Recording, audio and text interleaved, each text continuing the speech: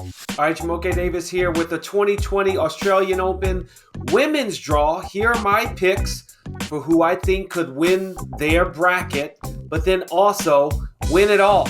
As I mentioned, we have the health issues, the air problems in Australia will play a factor on the men's and the women's side here. We'll see how it goes. But one thing that I find interesting is I wonder why, the women play best of three. I think because of the air quality, maybe the men's bracket should do what the women's bracket is doing. They play best of five.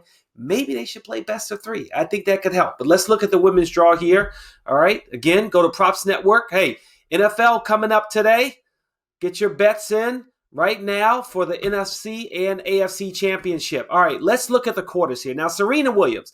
Everyone wants to know, what is Serena Williams going to do in this tournament? She's chasing Margaret Court to tie her for 24 Grand Slam titles. She won her first title in a long time in Australia this year. So that's a big deal for her going into this tournament.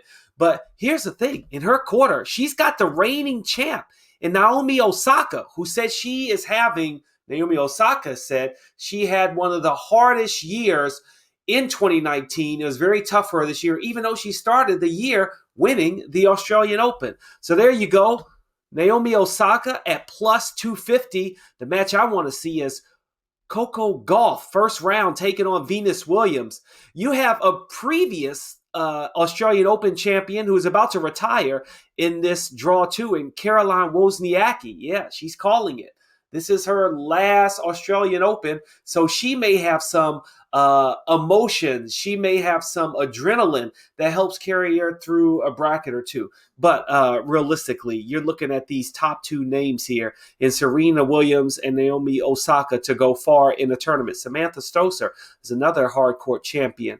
It's a lot of them in this one bracket because you can add Venus Williams to that list as well as Sloane Stephens. She also is a former hardcourt Grand Slam champion. All right, quarter one, Ashley Barty.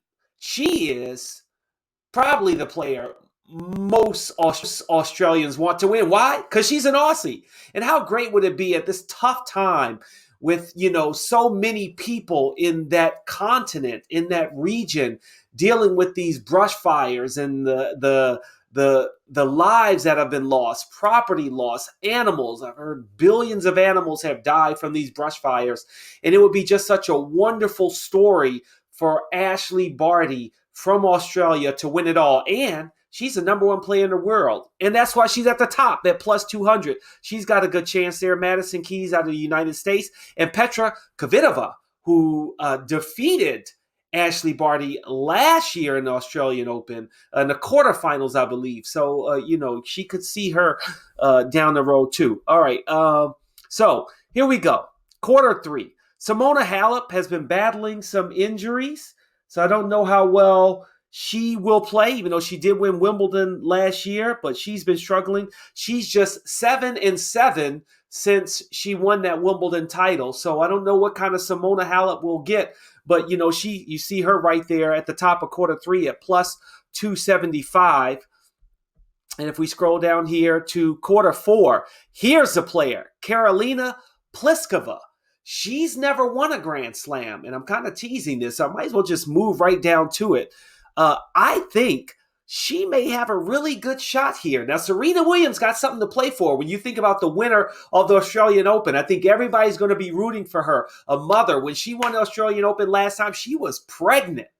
And now she's back. She won a title in Australia, going into the Australian Open. I like her at plus 350. But I also like the story of Ashley Barty at plus 700. And then look for Karolina Pliskova at plus 900. She is trying to win her first Grand Slam title. That may be where you go. And don't forget about Naomi Osaka. I think it's going to be one of these top 4 players to win it all on DraftKings. But in the end, I'm going to go with Serena. I played the game, as I mentioned earlier, played in the NCAAs, played in high school. I love the game. I love what Serena is doing, her story, tying Margaret Court. I actually witnessed Steffi Graf as she won her Golden Slam, the year she won the U.S. Gold in Seoul, South Korea. And I think that Serena Williams, she passed Steffi Graf, and now Margaret Court. She's sitting right there at 24, and I think that'd be just a wonderful story to start the year. But if you're not feeling Serena Williams at plus 350 at the top, then go with Karolina Pliskova. Her side of the draw is a lot easier than Serena Williams, and I think she could cruise right to the championship. Happy waging, folks. Ciao for now.